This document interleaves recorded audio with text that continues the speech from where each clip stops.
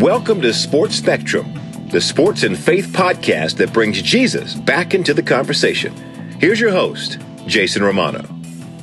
This episode of the Sports Spectrum podcast with former NFL quarterback Matt Hasselbeck is brought to you by Compassion International, $38 a month. There could not be a more simple way to impact a child's life than the way you can do this with Compassion International. $38 a month provides food, educational training, medical care, all done in the name of Jesus. You sponsor a child, you release a child from poverty. Go to compassion.com/sports spectrum, $38 a month, release a child from poverty. You won't regret this, I promise you. Compassion.com/sports spectrum and sponsor a child today. Today's guest on the podcast, Matt Hasselbeck, ESPN NFL analyst and former NFL quarterback. He played in the NFL from 1998 to 2015 with the Packers, Seahawks, Titans, and Colts. He retired after the 2015 season and signed on to be an NFL analyst with ESPN. He's a three-time Pro Bowler. He led Seattle to the Super Bowl in 2005, Super Bowl 40, where they lost to the Pittsburgh Steelers, and again announced his retirement March 9th, 2016. He's married to Sarah. He's been married since June of 2000. They have two daughters, Annabelle and Mallory, and a son, Henry. And on this podcast, and Matt, by the way, a repeat guest on this podcast, he was on episode 2 with Matt Chandler. So it was the Matt and Matt show on our second podcast, and it still remains our most downloaded podcast on Sports Spectrum, episode number 2. But we bring Matt back here to talk about something completely different than football. Obviously, we talk a lot of faith and football on this podcast, but I really wanted to kind of dive deep into Matt's life as a dad and as a husband, and just the balancing act of being an NFL analyst now and being out of the game, and then being a parent to 3 teenagers, and just what that looks like, as well as being a husband and just kind of staying grounded in the Lord in what can be a crazy season of life. Even though he's not playing anymore, he's still active, certainly as a broadcaster with ESPN. So this is one of my favorite podcasts that we've done in a while, because we simply talked about just life and the struggles and the things that guys go through as dads and as husbands. And it was just a lot of fun talking to Matt. We're grateful to have him back on. By the way, Sunday NFL Countdown, where Matt works, will be premiering this year again on Sunday morning, September 9th on ESPN. Then Matt will also be a part of Monday Night Football's pregame show on ESPN, and that begins Monday night, September 10th for the 2018 NFL season. So without further ado, let's get right to our interview, our conversation with former NFL quarterback, 3-time Pro Bowler Matt Hasselbeck here on the Sports Spectrum podcast. Matt, welcome to the program. Hey, Jason. How you doing? I'm good, man. Welcome back, I should say. You were on episode 2 of the podcast with Matt Chandler, Pastor Matt Chandler, and still the most downloaded episode we've ever had. We've done 150 of these or so now, so it's been neat to hear that part of your story, and great to have you back. I know you're starting your 3rd season now on ESPN Sunday NFL Countdown, which is kind of crazy, and you last played in 2015, so it's been 3 years when you last played with the Colts. What do you miss most about the game? It's been 3 years now, so you've been removed from it enough where you can probably look at it a little bit better. What do you miss most about playing? Well, I hate to admit it, but I miss being coached. Like the whole time I was being coached, I played 18 years. The whole time I was being coached, I'm sure one of my biggest struggles was sort of, rolling my eyes at coaching points from time to time. And now that I'm out, I've realized just how much I took that for granted. Having a coach or coaches who, spend their day, stay up at night thinking about ways to help you get better and things that you can improve on. And, at times I think in my football career, I know I felt like, man, this coach, he doesn't like me or he's not for me. And that's the total opposite. Yeah. Like these guys were absolutely for me, on my side. Anything and everything they told me to do was to hopefully, help me reach my potential, become better than I ever even thought I could be myself. And so, whether it's the weight room, with a strength and conditioning coach, I walk into a weight room now and I'm like, what am I going to do? Should I do this? And what do? I do the things that I like to do, the things that I'm good at. And I'm just reminded, like, when I had coaches, they put some serious thought and effort into what I needed to get better at. And I'd walk in and really all I had to focus on was just, hey, do what's on the board. Do what your coach wrote on the board and do it to the best of your ability and give it everything you got. And I miss that. It's something that you take for granted. Is that something that, as a broadcaster, you kind of had to acclimate yourself into that world a little differently without being sort of coached on a daily basis and kind of seeking out feedback and how can I get better and what am I doing right and wrong? Is that kind of something you had to figure out on your own? Yeah, well, I think that's part of it. The people that I work with at ESPN, they're really nice, and they're after every show, it's like, hey, good show. and right. And it's like, well, okay, thank you. But, I'm actually used to getting ripped on, getting a 3-page thing, your NFC, player of the week, and your position coach is like, yeah, we can do a lot better than this. I'm used to that. I sort of crave it, and I've developed thick skin on that side of it. And so, initially, yeah, that was a conversation that I had with, essentially my boss saying, hey, listen, I would love your feedback on, what I did well, what I did poorly, and what I need to improve on.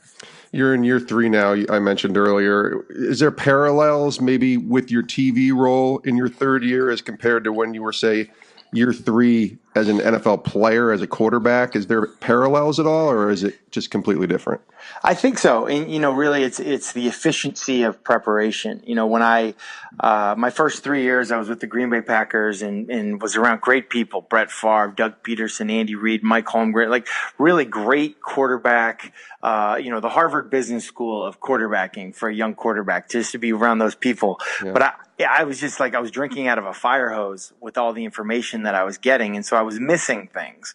And then I remember maybe my fourth year in Seattle, I was with Trent Dilfer and Brock Heward. And, just the way that those guys studied and prepared, it helped me realize, hey, you don't have to be prepared for, I guess knowing what I need to be prepared for. Like, don't waste your time. And Trent was really good on this. Like, Trent would tie everything, without getting too technical. Like, the defensive line front would tell you what the coverage is not going to be. The defensive line front, the shades, would tell you where the blitz is not going to come. So my entire time, my first 3 years, I was always trying to predict what the coverage is going to be and what the blitz is going to be.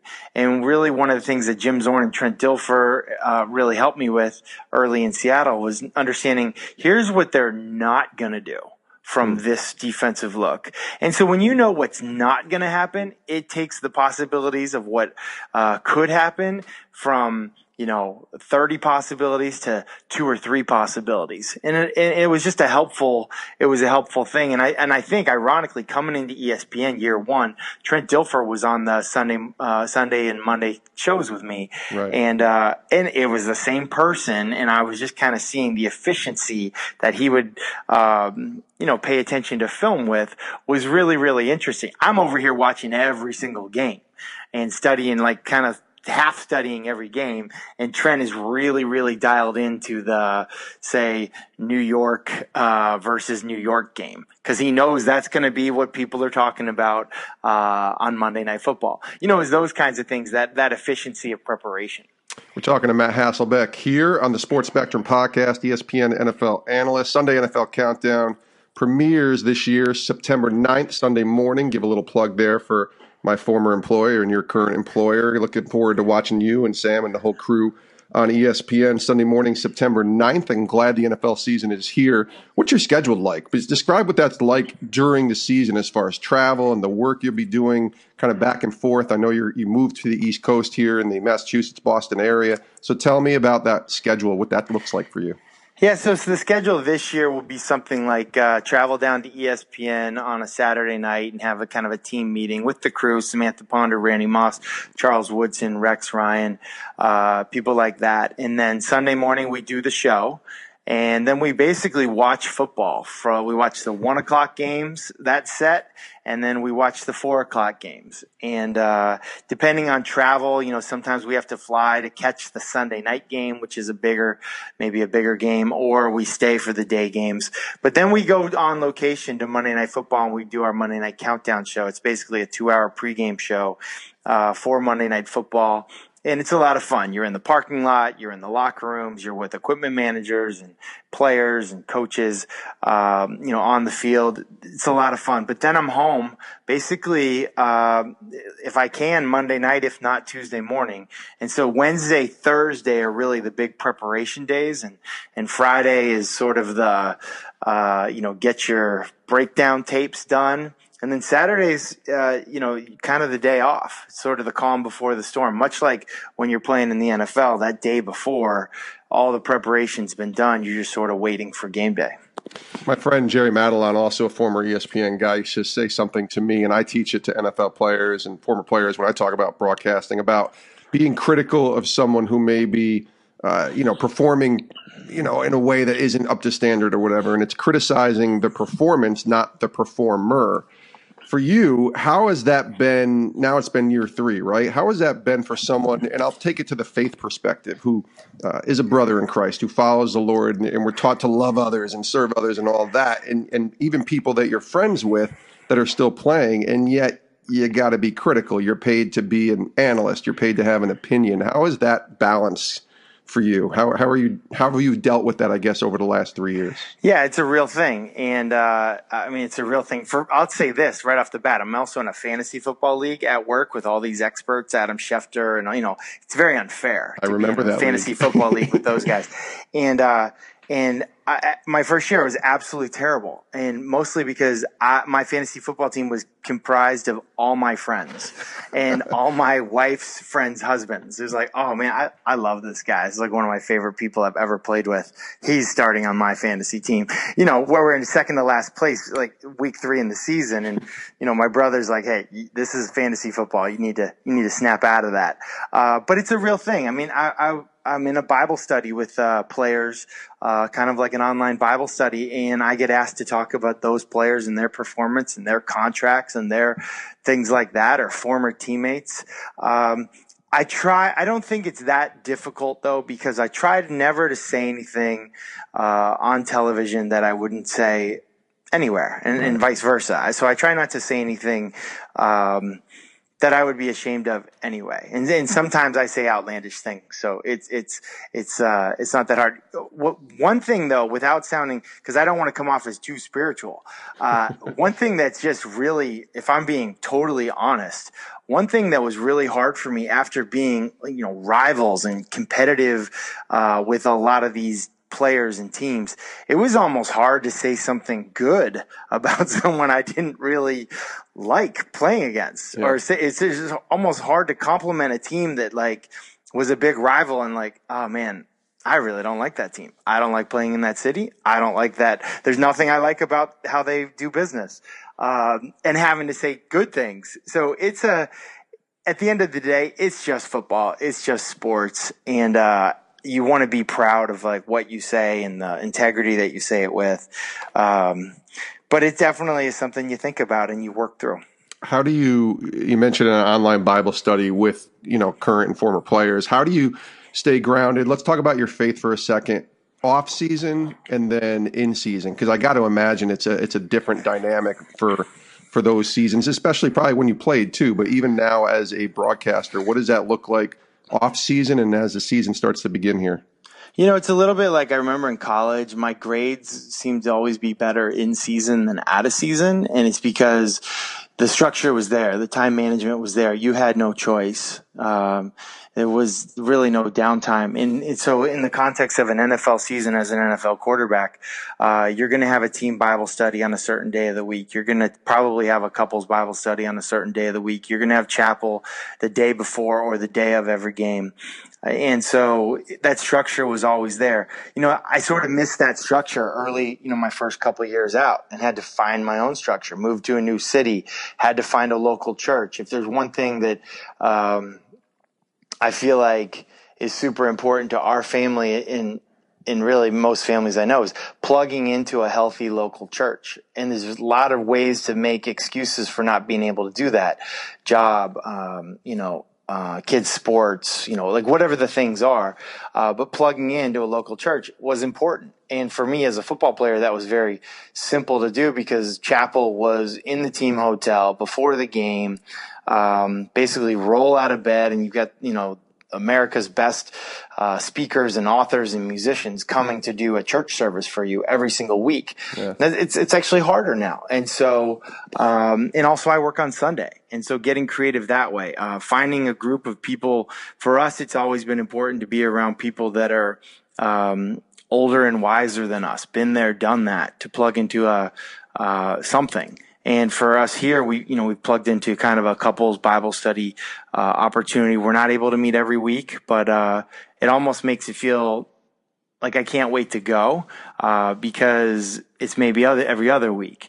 And just I think finding ways to plug in has been really, really important. And then the online thing, for me, I'm in a little bit of a different situation where it's nice to sort of do these types of things with people who are, living a life that is similar to yours, schedule wise, pressure wise, say quarterbacks as an example. Like, I maybe am not around, when I was playing, not really around certain quarterbacks all the time, but we're living very, very similar lives, raising kids, trying to lead a football team, trying to be the husband that our wives deserve for us to be. And, doing it at the same time in different cities, sometimes that can be a support system that is really good. And, so, and just, it doesn't have to be anything deep, just sort of sharing like, hey, here's some podcasts. Have you heard the Sports Spectrum podcast?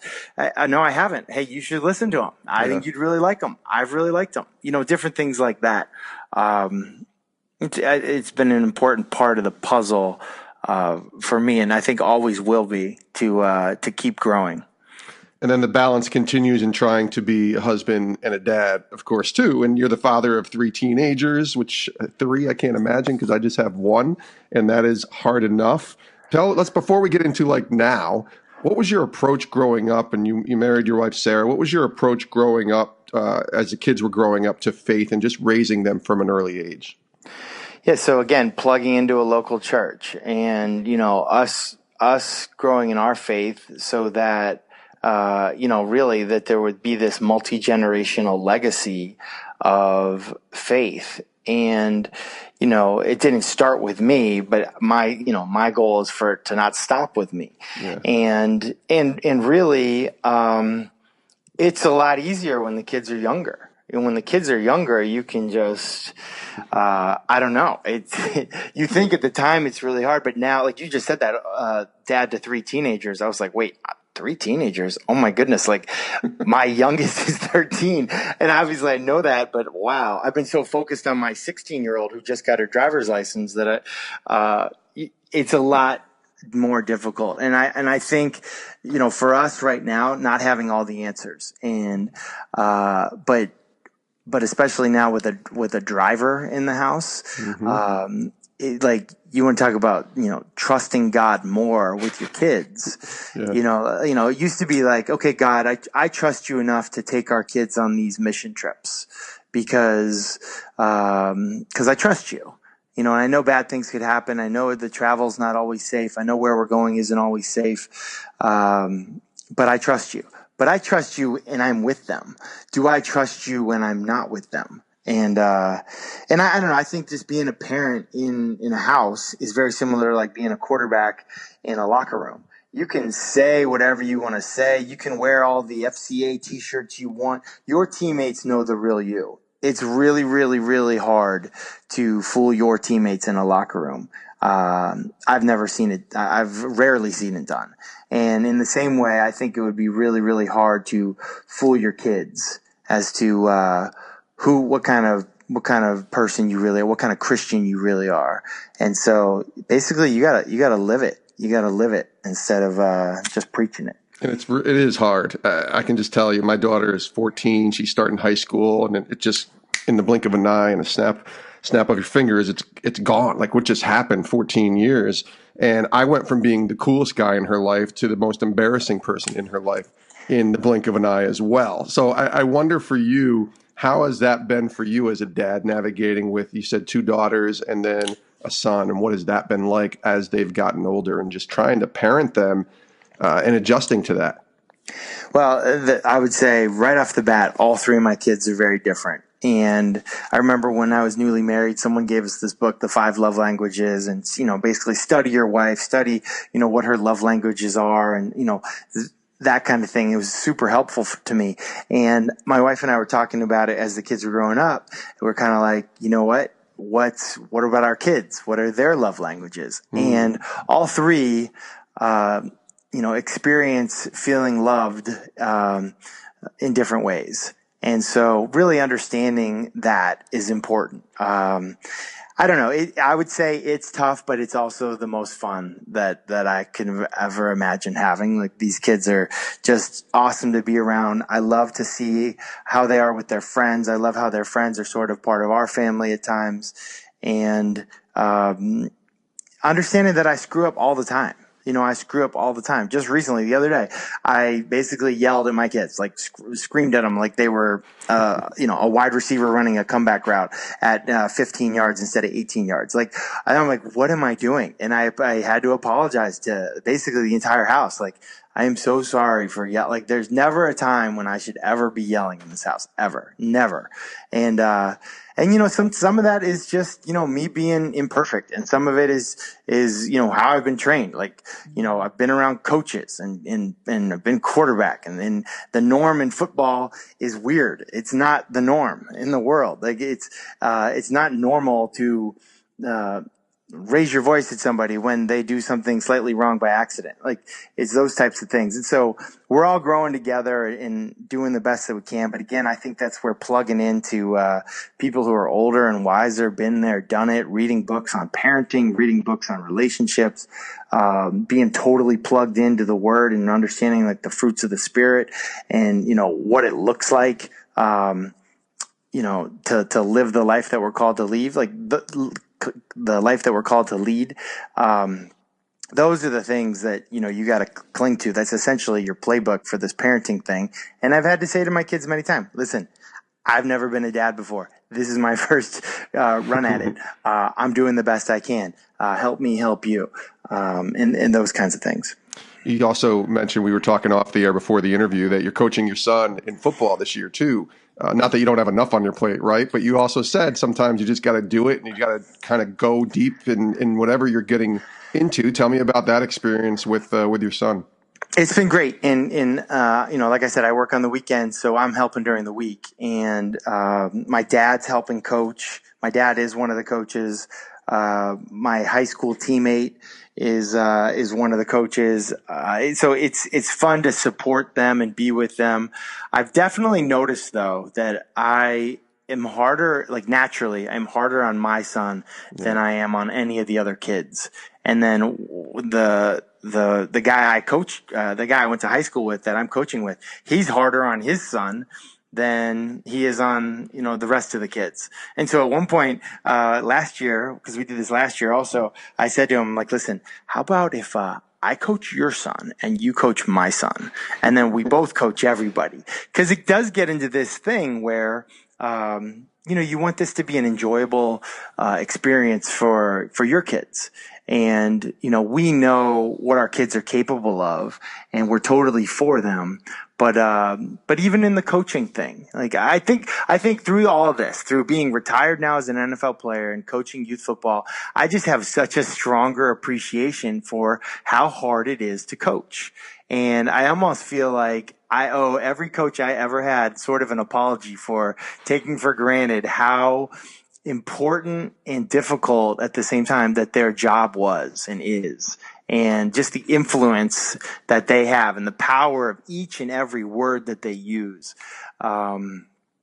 It just really, that's been a lesson through this for me. And my girls, I don't coach them in sports. I'm just a cheerleader. And so as a dad on the sidelines, my number one goal every game, every sport is to not coach them, is to basically clap and cheer and never coach.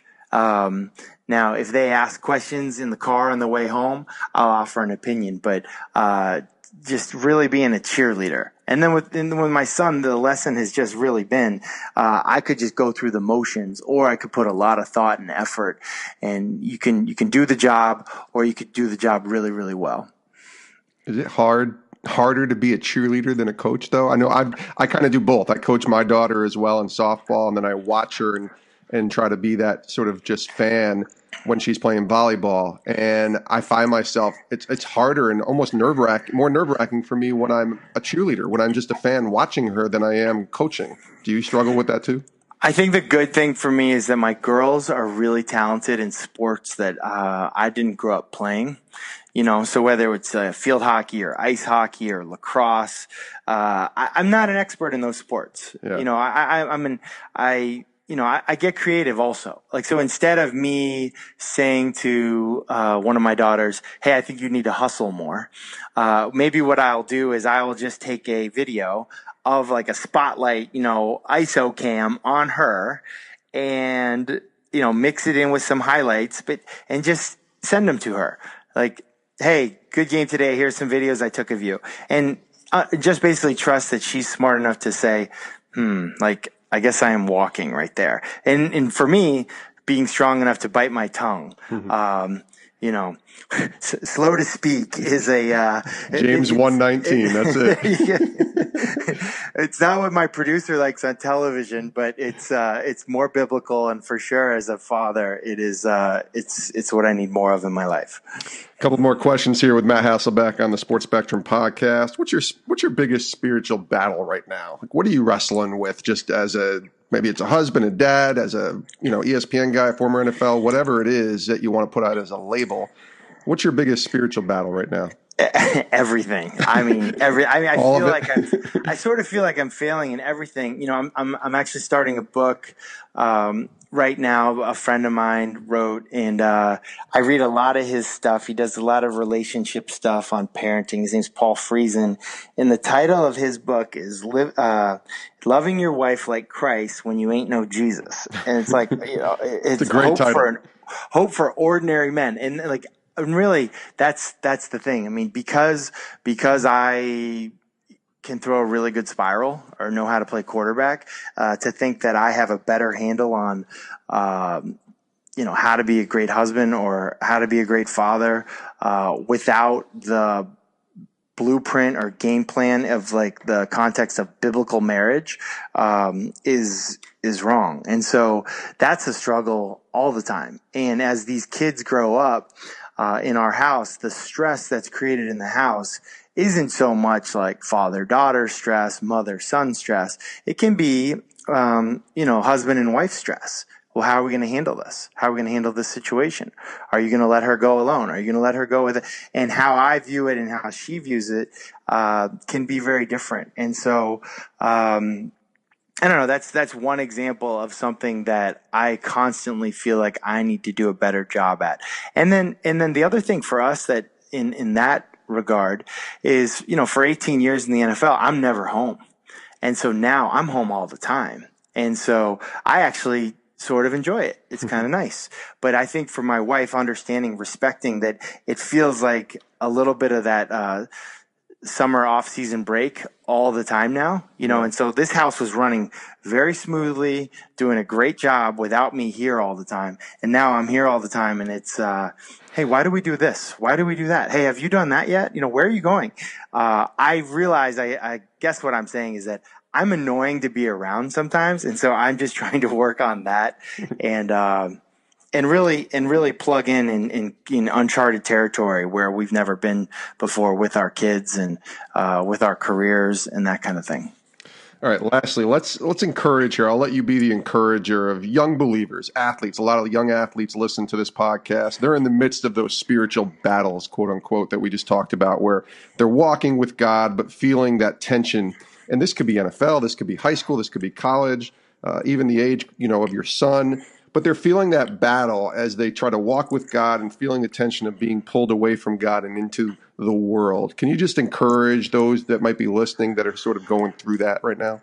Yeah, I mean, number one, you're not alone. That's what most of us are going through. And I remember being an athlete. This is before the days of social media and that kind of stuff. And when a tough time would come with a coach or a team or an injury or something like that, someone would give you like a Bible verse to cling to, and even more. And sometimes those weren't even in context.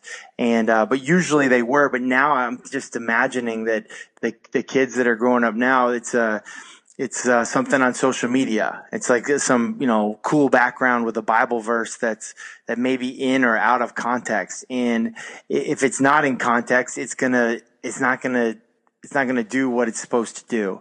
And so for me, I think finding ways to just really plug into the Bible, plug into the Word, and understand, that tough times are going to come. And if you have that foundation, that's going to be the absolute key. And, for me, growing up, I was always pretty good at being plugged in. And then if a opportunity came to share my faith, I struggled.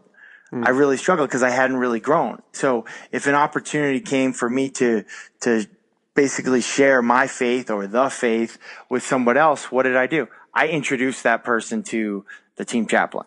I introduced that person to someone who I thought was, more holy and seasoned than me. And it wasn't until, later on that I realized, no, that is not how it works. Your call is like First Peter 3:15. Your call is to always be ready to give an answer for the hope that you have. Yeah. And you do it with gentleness and respect, and always be ready. And similar to, I've mentioned this before, it's like as being a quarterback, there's a difference between kind of knowing the offense and sort of being able to run it, and versus knowing it so well that a new draft pick rookie quarterback comes in. You can not only run the plays, you can coach him up on the plays. You can explain it all. And essentially that is where the focus, I think, for me really shifted. And when I took it upon myself to be that kind of a Christian, it really helped. It really helped me in every single way. And, so no matter how things were going on in the sports field, injuries, depth chart, all that kind of stuff, it wasn't about me being in first place. It was about God being in first place. And then everything else fell into place for me after that. It's good stuff there from Matt Hasselbeck, ESPN NFL analyst, former NFL quarterback, longtime guy in the NFL, played for many years, 1998 to 2015, three-time Pro Bowler. And you can see him on Sunday NFL Countdown every Sunday, and Monday Night Football's pregame show as well on ESPN. Matt, thanks for joining us, and we'll talk to you again soon. Always good to talk to you, Jason. Thanks, buddy. And we thank Matt Hasselbeck, former NFL quarterback and ESPN NFL analyst, for joining us here on the Sports Spectrum podcast. I really enjoyed talking to Matt about just being a dad, because I think as guys, I can't ever say that I played in the NFL. I didn't have that kind of talent like Matt did. But I'm a dad, and so is Matt, and we both have teenage daughters, and so we can relate there, and certainly as husbands as well, and just as followers of Christ who are imperfect and people just struggling and hoping to just be better, live better, and grow closer to the Lord. So thank you to Matt for joining us here on the podcast. We also thank you for listening to this podcast, and we thank Compassion International for sponsoring the Sports Spectrum podcast. Compassion.com/Sports Spectrum. That's the place to go to sponsor a child in Jesus' name. $38 a month, and you release a child from poverty.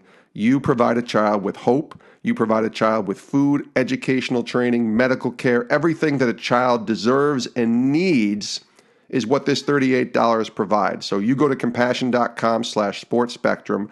You select your child that you want to sponsor. Maybe you pray about it, figure out which child that you want to go after and want to sponsor and want to kind of bring in.